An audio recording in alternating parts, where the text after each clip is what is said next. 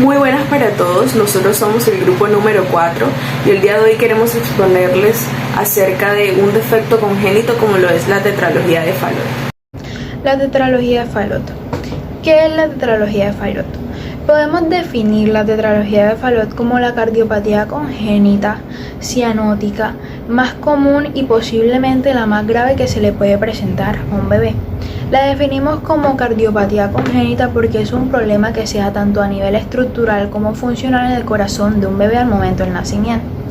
Y cianótica porque abarca la presencia de varios defectos cardíacos presentes en el bebé. Estos factores lo que van a hacer es que van a afectar el flujo normal de sangre por el corazón, lo que va a llevar a que se reduzca el oxígeno presente en la sangre que va a circular por el cuerpo del bebé. La fisiopatología de la tetralogía de Fallot. La tetralogía de Fallot aparece durante el crecimiento fetal cuando el corazón del bebé se está formando. Aunque hay algunos factores de riesgo como enfermedades virales, una mala nutrición por parte de la madre o alteraciones genéticas las cuales pueden aumentar el riesgo de padecer esta enfermedad, en la mayoría de los casos la causa es desconocida. Lo que sí sabemos es que hay 4 anomalías. Una comunicación interventricular, el cabalgamiento de la aorta, la estenosis de la válvula pulmonar y la hipertrofia del ventrículo derecho. La comunicación interventricular es un orificio que se localiza en la pared o septo que separa las dos cavidades inferiores del corazón, es decir, un orificio que se localiza entre el ventrículo izquierdo y el ventrículo derecho, lo cual permite que la sangre que se localiza en el ventrículo derecho, que es una sangre desoxigenada, debido a que ya ha circulado por todo el organismo, y que debería regresar a los pulmones para reponer los suministros de oxígeno, pase hacia el ventrículo izquierdo donde se localiza la sangre fresca y oxigenada. Cabe recalcar que la sangre que se localiza en el ventrículo izquierdo pues también puede pasar al ventrículo derecho, pero esto se realiza de una manera ineficiente. Por lo tanto, la capacidad que tiene la sangre de circular a través del compartimiento interventricular lo que hace es reducir la irrigación de la sangre oxigenada hacia el resto del organismo, lo cual a futuro pues debilitará el corazón. Cabalgamiento de la aorta. Como sabemos, la aorta es la principal arteria que sale hacia el cuerpo. Cuando esta es normal, esta se ramifica desde el ventrículo izquierdo. Pero en la tetralogía de Fallot lo que ocurre es que la aorta se desplaza un poco hacia la derecha, posicionándose justo encima de la comunicación interventricular, por lo cual decimos que esta se encuentra cabalgando sobre esta. Esta anomalía lo que causa es que la aorta reciba sangre de ambos ventrículos y las mezcle, es decir, que reciba sangre del ventrículo derecho, la cual es poco oxigenada, y la mezcle con la sangre que viene del ventrículo izquierdo, la cual es rica en oxígeno.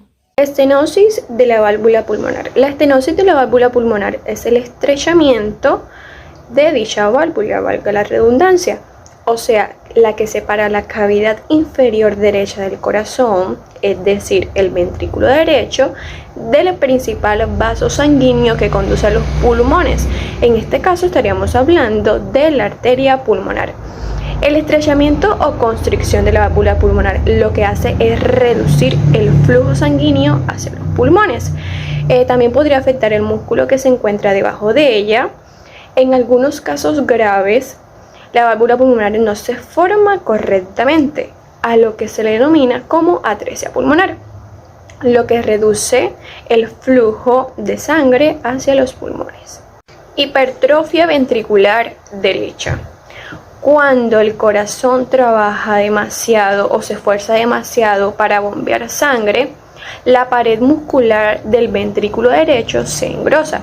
Esto quiere decir que debido a la sobrecarga de presión y volumen por la estenosis de la válvula pulmonar y la comunicación intraventricular que sufre el ventrículo derecho, este desarrolla una hipertrofia o un engrosamiento, ocasionando que con el tiempo el corazón se endurezca, debilite y finalmente falle.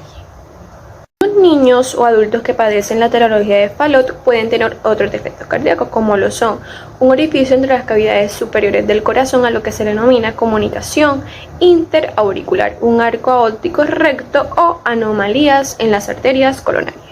Incidencia en tetralogía de Fallot. Este es el efecto cardíaco congénito cianótico más común. Tiene una incidencia aproximadamente de 420 por millón de nacidos vivos. También es la más común en llegar a la edad adulta sin alguna cirugía reparadora. Representa casi del 3 al 5% de todos los casos de cardiopatías congénitas. La mayoría son de carácter esporádico, sin embargo, existe un riesgo entre hermanos que llega hasta el 3%. Ocurre aproximadamente 0,28 en 1000 nacidos vivos en los Estados Unidos. El sexo predominante tiene incidencia ligeramente mayor en hombres que en mujeres. También se ha asociado con el arco aórtico derecho y con anormalidades en el trayecto de las arterias coronarias en el 25 y el 5% respectivamente. La más común de estas alteraciones es la arteria descendente anterior con origen en la coronaria derecha. Esta sigue un trayecto anterior hasta cruzar el infundíbulo del ventrículo derecho. Las arterias pulmonares pueden estar severamente dilatadas o incluso pueden tener o presentar aneurismas. Estas características le confieren un pronóstico pobre al paciente. Esto puede verse en el 10% de los casos. La cirugía de corrección de la tetralogía de Fallot se hizo por primera vez en el año 1955. Desde ese entonces, la edad de los pacientes llevados a esta corrección quirúrgica ha ido disminuyendo a medida que se han ido mejorando las técnicas. Ahora, en la actualidad, la edad promedio de corrección quirúrgica oscila aproximadamente entre los 3 a 18 meses de nacidos, cuando el lactante tiene, digamos, que una anatomía favorable. La reparación completa en la niñez alcanza del 90 al 95% de supervivencia a 10 años con buenos resultados funcionales y tasas de supervivencia a 30 años hasta del 85%. Ahora, las arritmias ventriculares son comunes después de la reparación quirúrgica con una incidencia de muerte súbita hasta del 5%. El hallazgo más común después de esta reparación quirúrgica es el bloqueo completo de la rama derecha, la cual se ve del 80% al 90% de los pacientes. También se sospecha influencia genética de la deleción 22q11. Esta es una anomalía cromosómica poco frecuente que causa un cuadro clínico con malformaciones congénitas que se caracterizan típicamente por defectos cardíacos, por anomalías palatinas, por dismorfia facial, por retraso psicomotor e inmunodeficiencia. Se han identificado mutaciones genéticas que podrían ser responsables hasta del 4% de todos los casos de tetralogía de Fallot. Hasta el día de hoy, los reportes de la literatura de pacientes embarazadas con tetralogía de Fallot consisten en series de casos que han evidenciado que en dichos casos el embarazo puede ser llevado a término con mínimo riesgo para la madre y para el feto, y bajo riesgo de pérdida del embarazo. No obstante a esto, también hay un alto riesgo de sufrir enfermedades cardíacas congénitas. Una serie de casos publicados en Heart 2005 evidenció una tasa alta de sufrir enfermedades cardíacas congénitas. Una serie de casos publicados en Heart 2005 evidenció una tasa alta de embarazos exitosos en pacientes con tetralogía de Fallot corregida. Pese a ello, como era de esperarse, se documentaron cambios hemodinámicos. Por otra parte, la serie de casos muestra mayor riesgo de enfermedad congénita cardíaca en los hijos de estas pacientes. En un estudio publicado y realizado en Heart 2005, se documentó el riesgo de tetralogía de Fallot hasta el 3,1% cuando uno de los padres presentaba la enfermedad. En comparación con el riesgo de la población general, que es un estimado en 0,08%, el riesgo fue mayor del 2,2% cuando la madre era quien sufría esta alteración congénita. Otros estudios han reportado una incidencia hasta el 9,8%. En los casos de madres con tetralogía de Fallot, el riesgo de anomalías congénitas oscila también alrededor del 3%. Un estudio publicado en el Journal of the American College of Cardiology en 2004 reporta el 6% de anomalías congénitas en los hijos de madres con tetralogía de Fallot, dentro de las que se encontraron enfermedades cardíacas, estenosis pilórica y un caso de múltiples anomalías. Contraer una infección o una enfermedad viral durante el embarazo es una de las principales causas de morbilidad y mortalidad fetal y neonatal. Un ejemplo muy claro de las enfermedades virales es el virus de la rubiola, el cual circula en la sangre materna de 5 a 7 días durante el contagio y puede transmitirse al feto por vía hematógena, causando anomalías congénitas muy graves. Seguido de lo mencionado, como segundo factor de riesgo tenemos la edad avanzada de la madre. para ser más precisos si esta es mayor a 40 años, ya que corren un mayor riesgo de tener complicaciones relacionadas con el embarazo que podría provocar alteraciones genéticas que produzcan en el desarrollo fetal un inadecuado funcionamiento de los sistemas del bebé. Concretamente, investigadores de la Universidad de St. Andrews confirman de que a partir de los 35 años la reserva ovárica de una mujer está casi al 10% del total, y a los 40 años la mujer apenas tiene óvulos de calidad sin que haya fallos reproductivos o cromosómicos, siendo su reserva ovárica de un 3%. Como un tercer factor de riesgo, debemos tener en cuenta si alguno de los padres padece de la cardiopatía. Una persona que nace con tetralogía de Fallot tiene una probabilidad de tener un hijo o un hermano con la misma afección. A pesar de que son enfermedades congénitas, no todas, sino solo la mayoría de ellas tiene un componente hereditario o familiar y por tanto precisan consejo genético. Se calcula que alrededor de 1 a 2 dentro de 1000 recién nacidos vivos sufren de retraso del crecimiento o cardiopatías generalmente consistentes en defectos septales, y esto empeora por la suma del síndrome alcohólico fetal, precisamente por la madre al consumir alcohol de manera desmedida durante el embarazo, confirmándose según estudios que alrededor de 400.000 mujeres consumen alcohol en edad fértil.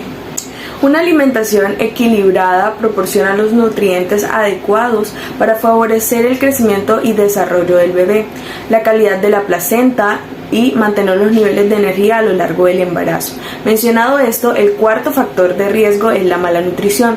Cuando hay una mala nutrición, es posible que el bebé tenga el riesgo de morir o de nacer con alteraciones. Los daños pueden ser reversibles o no y pueden ser a corto y largo plazo, generar alteraciones en sus funciones motoras y cognitivas. Sin embargo, siempre se recomienda consumir alimentos con alto valor nutricional, como por ejemplo el brócoli, el cual contiene altos niveles de ácido fólico para ayudar a prevenir los defectos congénitos en el feto.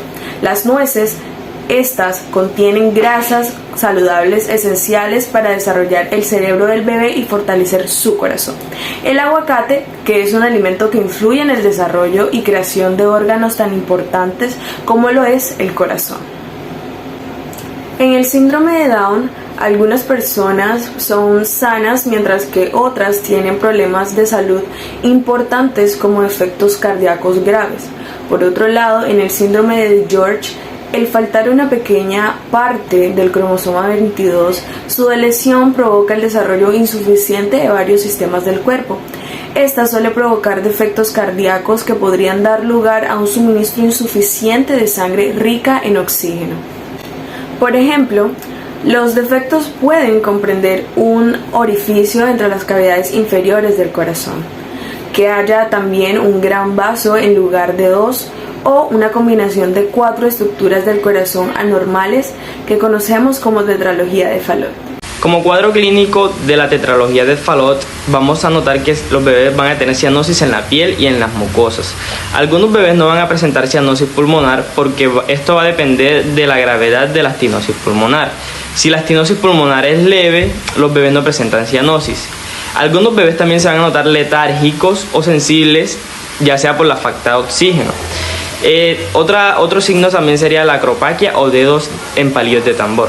Esto significa el agrandamiento insensible e indoloro de las falanges terminales de las manos y de los pies también.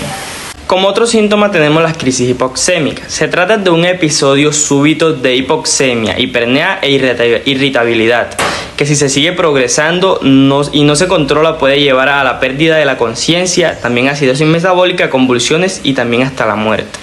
La hipoxemia es la disminución del oxígeno en la sangre. La hipernea es el aumento de la ventilación mecánica en función del tiempo, que puede ser por un aumento de la frecuencia en las respiraciones o por un aumento en la profundidad de la respiración, o también puede ser por las combinaciones de ambas. La policitemia es un aumento de los glóbulos rojos. Pues esto es un mecanismo compensatorio del cuerpo, el cual va a ver que con la sangre que contiene no tiene suficiente oxígeno. Entonces va a decir, voy a producir más sangre para ver si tengo más oxígeno. Esto quiere decir que por la desaturación arterial hay una estimulación en la producción de eritropoyetina, la cual estimula la producción de los glóbulos rojos. Entonces, en los bebés con tetralogía de Fallot va a haber un aumento en los glóbulos rojos. Es importante saber cuándo ocurren las crisis hipoxémicas. Esto ocurre cuando un bebé come o cuando un bebé llora. Para ser más claro, cuando un bebé se encuentra agitado. Lo que ocurre es que hay una disminución de las resistencias periféricas, lo que conlleva a que el ventrículo izquierdo quede con una menor presión ante el ventrículo derecho, que está hipertrofiado y tiene una mayor presión. Lo que va a ocasionar a que la sangre que proviene del lado derecho va a pasar bruscamente hacia el lado izquierdo sin pensar en oxigenarse. Por esta razón es que el bebé se pone cianótico demasiado rápido. También es importante saber qué hacer en las crisis hipoxémicas. Bueno, el niño va a adoptar una posición en cuclillas, es decir, en sentadillas. De esta manera aumenta el retorno venoso de la resistencia y la resistencia periférica, porque se está ejerciendo una presión sobre las venas. Entonces va a aumentar la presión del ventrículo izquierdo, que se equipará con la presión del ventrículo derecho. Y de esta manera la sangre puede oxigenarse y ya va a desaparecer la cianosis. Diagnóstico de la tetralogía de Fallot. En la mayoría de los casos se diagnostica al poco tiempo de nacido. Es viable que la dermis del bebé se vea azul. El doctor podría oír un ruido normal como un silbido una vez que se usa el estetoscopio para oír el corazón del bebé.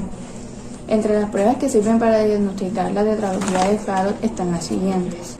Ecocardiograma. Un ecocardiograma posibilita ver la estructura, localización y funcionalidad de las paredes del corazón, las cavidades cardíacas, las válvulas pulmonares y cardíacas y la aorta.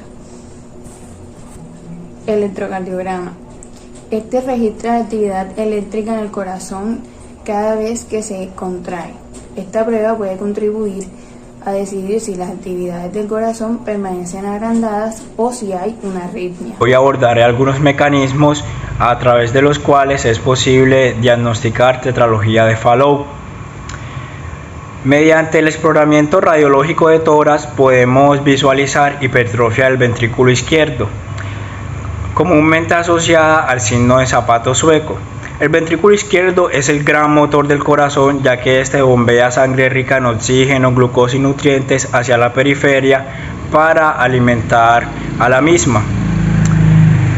Como es el más potente, estará estructurado por unas paredes, las cuales al hipertrofiarse se agrandarán y engrosarán, perdiendo elasticidad, provocando un aumento de la presión para que el corazón llene su cavidad de bombeo. Bien, ese es el diagnóstico que tenemos gracias a la radiografía de tórax, pero podemos tener algunas ayudas diagnósticas, como que el paciente presente dolor en el pecho prolongado, es decir, por más de un par de minutos, lo cual normalmente se asociaría a insuficiencias cardíacas. También tendrá dificultad tanto para hablar como para respirar.